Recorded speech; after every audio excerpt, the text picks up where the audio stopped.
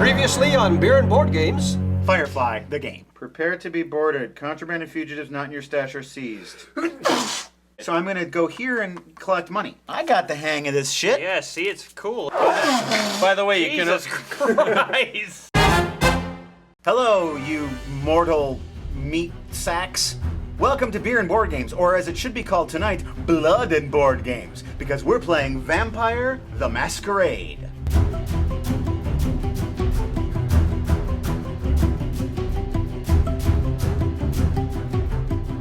Tonight, the entire show is sponsored by Jane Tim Baxter, horror writer extraordinaire. Mistress of the Undead. You can put that on your website, Jane. It's quite likely that she herself is a vampire. I've seen pictures, and I think it's possible. To read one of Jane Tim Baxter's books, you could go to smashwords.com and go check out her books. It's called Shadows of Dawn. Go to bed real late at night and turn the lights and just have a little reading light and read the book and get scared. Put in the vampire teeth. And bite yourself until you have an orgasm, and then go to sleep. That's how Bob Crane died. Speaking of orgasms, few horbe.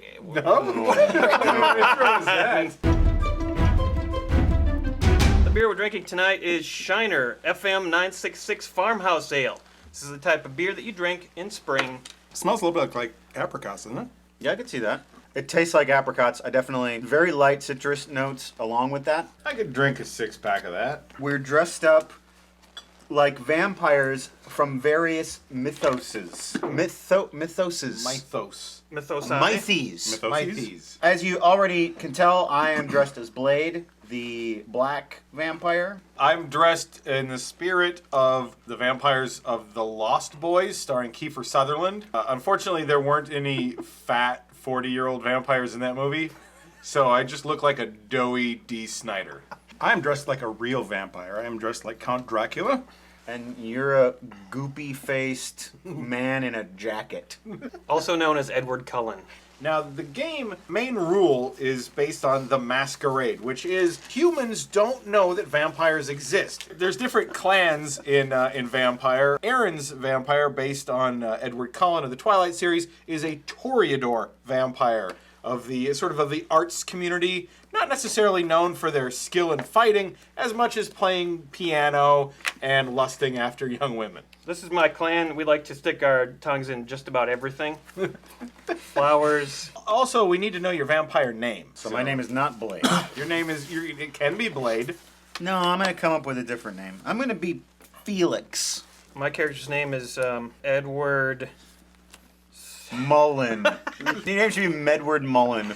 That's what I was thinking, actually. I'm going to be Count von Roschke. Count. For centuries you spent your own life in a castle in Transylvania. You grew bored, and after a long trip aboard a cargo ship, you wind up in Los Angeles, California.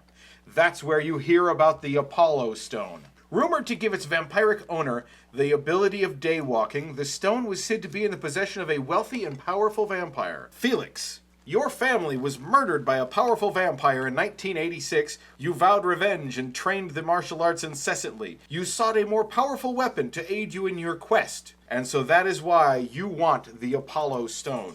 And finally, that brings us to Medward Mullen. You've been searching for a way to beat the vampire curse and walk in the sunlight. All of you, thanks to the power of Craigslist, you found yourselves questing together for the Apollo Stone. You put an ad out, you see. But you three staked out and broke into this mansion in the Hollywood Hills. Nobody appears to be home, and you gain access to a hidden stairwell leading deep under the mansion. You come along a long corridor, and finally, a big metal vault door. At the end of the corridor, you see a large steel wall slam down. It's a trap. Why don't you seduce your way out of this trap, pretty boy? Who am I going to seduce exactly? Why don't you piano play your way out of this debacle we found ourselves in? Don't you snark at me, son. I'm angry because my parents were killed. I'm a Toreador trapped in a corridor. All right, I'm searching for secret doors. It's the only role-playing parlance that I know. When I say difficulty of 8, that means 8 and anything above it is a success. Anything below an 8 is a failure, and a 1 is a botch. If you have one success and one botch, the botch cancels out the success. I got Those nothing. cancel out, so yeah, you're done. He's got 5 levels of potence. Yeah, that's I've right. got two potents. You're virtually impotent. That is bullshit. Because all I need to do is look at a bitch and she'd be pregnant with a vampire baby. Watch out, ladies. I can do it through the screen. Just then, you hear a voice. Gentlemen, welcome to my mansion. And there stands Morgan Freeman. We seek the life stone, the arc stone, the walk. You get to walk around in the daylight Yes. with it, the Hey, life stone. maybe I would shouldn't have- think if you wanted it so badly, you'd know what it's called. It's called the Apollo Arc Stone. The Apollo stone. Yeah, do you just go around like spilling the beans immediately to like anyone who catches you? You don't just tell them right off the bat. You have to find out what he wants. Listen, my parents are dead, okay? My parents are dead. I'm sorry to hear that. See? That's how I get in. The reason I'm not subtle and I'm dumb is because It's not a secret. He knows why we're fucking here. He's Morgan Freeman. He's probably like a 9th level vampire. What level vampire are you? I'm not a level. It's not levels. It's generations, and it's rude to ask things like that. Vampire to vampire. How many generations from Cain? I understand you want Blame it the- on Cain. Don't blame it. Ah! I do not want the Apollo Stone any longer.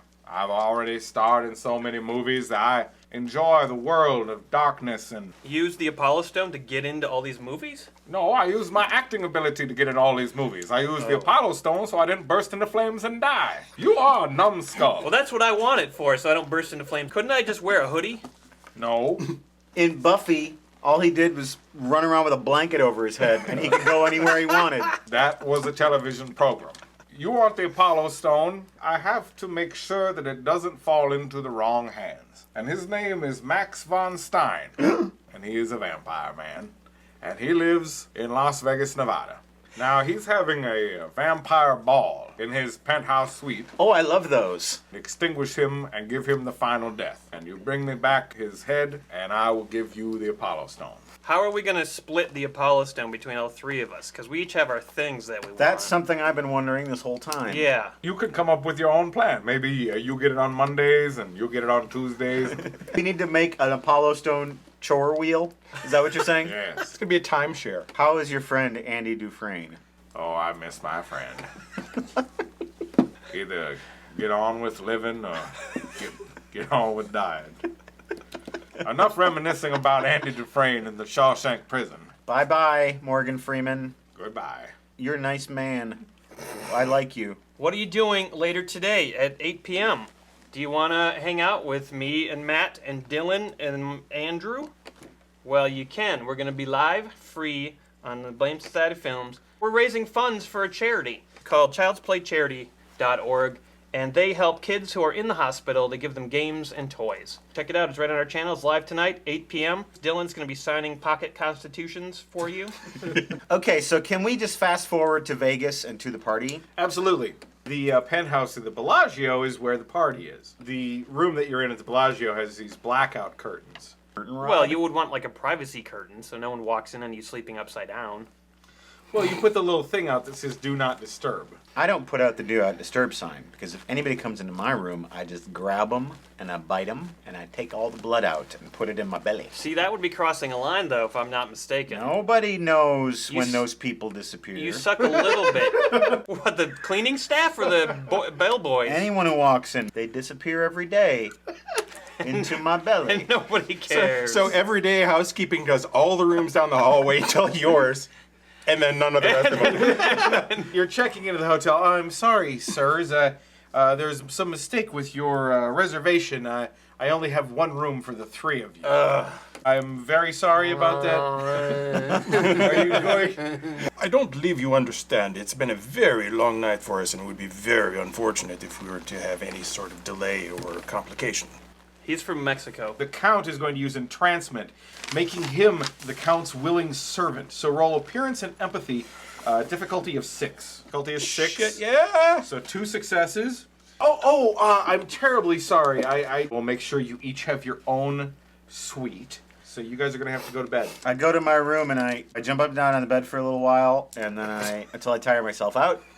and then I go to Wait, sleep. what are you wearing when you do that? I put on a special little pair of shorts and like a mesh tank top, and I jump up and down in the bed. Just Can I go to sleep too? Yes, you can. what do you do? What's your I'm ritual? hanging up a privacy curtain, and then I hang up like 2 feet hooks. Where did you get feet hooks? Well, I carry them with me in my bag wherever I go, Okay. and do not disturb on the door. All right, it takes you a little while to drill holes and anchors into the ceiling, but you get it done. No troubles at all over the course of the daytime. The party starts at 10 p.m. Well, now I jump up and down in the bed to wake myself up. Roll dexterity and athletics. Difficulty 6. Difficulty to jump on the fucking bed? What are you talking about? Ooh. Oh, wow, you 1, totally 2, 3, jumped on that 4, bed. 5. Oh, shit. You jumped the shit out of that bed. All right, your phone rings. Hello, this is Felix. Hi, this is Michael at the front desk, and we've received some complaints from the room below you. I'm terribly sorry. I have the night terrors. If you have a problem with that, maybe you can talk to my doctor who diagnosed it. Sometimes it sounds like there's more than one person in the room and there's a struggle. That happens too. It's just night terrors. Nothing to be worried about or weird about or make any phone calls about. Sir, we deal Yes? with we deal with all sorts of people All here at the right. Bellagio, and Uh-huh. you don't do that anymore. Jumping up and down on the bed. Sure, fine. I'll stop having this medical condition that I have. Good. Thank you. Goodbye. And I slam the phone down. Okay. Who's And my I guy? jump up and down in the bed. We are going to the ball. Invitations. Oh yes. You may enter. Oh yes. Are there any flowers, like at the entryway? Of course, there's lilies and all kinds of things. I do this. Oh, you stick your tongue in them? Yeah. Sir, you mustn't molest the flowers. Oh, but they smell so good. Flowers. He's always doing that, and he'll do it all night The long. flowers love it. And then he motions to the guards. Keep an eye on this one. Oh, you're gonna get in trouble. You enter the party, and it's a profoundly big room.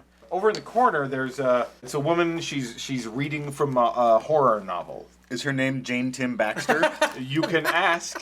You see that the book she's reading, it's by Jane Tim Baxter. At this point, would it be weird for my character to seduce Jane Tim Baxter? Would that be inappropriate somehow? I think that would be perfectly appropriate, but Jane, would you're going be. to have to pay extra for that. Because your character is he talented at seduction? Anyone can try to seduce. Okay, well you try first. I just want to get to her before you. I listen to Jane Tim Baxter and I try to make eye contact with her. She sees you. Roll charisma. What's the difficulty? 9. Oh, come on. She's very popular. Nothing. She sort of nods at you like you would nod at a child who has waved at you from his dirty sand pit. Damn, Jane. And she continues reading onward. I casually glance over at her like it was an accident. 6 successes. She pauses reading for a bit, looks at you, makes eye contact, and winks at you. Yeah. Gentleman with messy blonde hair and enormous teeth comes up to you. Hey, how you doing? I'm Gary Busey. It's very nice to meet you. I'm a big fan of yours. You want me to do something for you? You want me to clear out this room or maybe bring you some pie? There's some delicious assortments of pie. Now that everyone is preoccupied with him, Yeah. I make a beeline for Christopher Walken. I'm going to get some information out of the man. Oh, pardon me. What? I didn't mean to. You look familiar. Yeah. What do you want? I actually don't know who the host of the party is. I want to. Oh, it's Max von Stein. Oh, of course. I think I've heard of. Yeah, he's not even here. He's in his room. Great. So, Do me a favor. sure. Give me a shrimp. I don't work here. It's Christopher Walken. Get him a shrimp. I just want one shrimp. I think I will be traveling to the buffet table. I could get you a shrimp. Yeah. Yeah. You don't know what room Max von Stein is in, do you? Well, his bedroom is just right there. That room over there right now. Thank you, and I'll be right back with your shrimp. The telepathy thing, can I listen to Matt? If you were With my- focused on him, but you're You focused weren't. on all Okay. the Gary Busey's Yeah. right there. Hey, I was in Lethal Weapon. I played Joshua, and I'm a big fan. I'll jump off the balcony for you. Oh, make him do it. I I think we can do something better with Mr. Busey. Have Busey go into the fuckers. Oh, you want me, Crazy Boots? to kill Max von Stein? Have you ever killed a man? Yes, I have. How did you do that? I used a garrote. It's a piece of piano wire and a couple of twigs. That's good, but I wrapped it around his neck and I squeezed until his eyes bugged out and his tongue turned blue. Okay. And now you're an accessory. No, I don't think that's how that works. But I see, I don't have a garrote with me. I do. Yes. I want you to go into Max von Stein's bedroom after I give you the signal and strangle him until he is dead. After you give me the signal, into his bedroom I shall go. Gary Busey walks over to the door and stands there with his hand in his coat pocket. And he's just staring. He's penetrating. Stare at you. His hair's crazy. Wait, I want to do something. Are there any objects around that look like personal affects of the host? Oh, there's a really large white grand piano. I'm going to go over to the grand piano, All right. and I'm going to use the Spirit's Touch to find out what was done with this piano recently and who held it. What do you care? You never know what you'll find the out. piano. Maybe a musician was here that we need information on. Roll perception and empathy. The guy who wrote all those Disney scores, he might have been here. Come on, Perception, Randy Newman. All right, you touch the piano. Your eyes roll in the back of your head, and you see a guy. He's playing the piano. It's Randy Newman. Randy Newman, I knew it. And then you see this sharp vision of just sort of like through Randy Newman's eyes as he's playing like, you got a friend in me, you got a friend in me. And then like just like you hear him go, and then blood sprays over Not Randy Newman. the grand piano is like Randy Newman's head falls. You see like through his eyes as his head tumbles. That's awful. Can I tell who killed him? Jesus. Who You killed know him? who killed him? Edward von Newman. Gary Busey Max killed him. von Stein? Yes. Can I tell who killed him? It doesn't fucking matter. We're It not could. we're not investigating Randy Newman's death. Well, we should be. You have a glittery puss on there? Penis. Yeah, okay. You've got a glittery penis. You got a glittery penis on you. He was in the middle of writing his latest hit. I immediately start tonguing the fuck out of Flowers to try to like recover from this horrible vision. The guards now you've noticed are entering the room. And that's what they're looking at. They're I get fucking crazy with it. I start going like, oh, Okay, no. He's justified in me.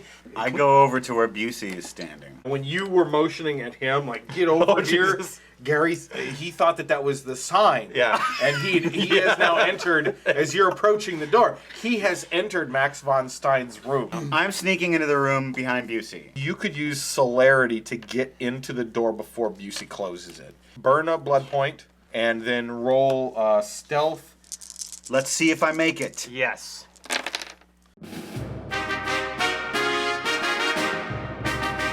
You got a friend in me. You got a friend in me.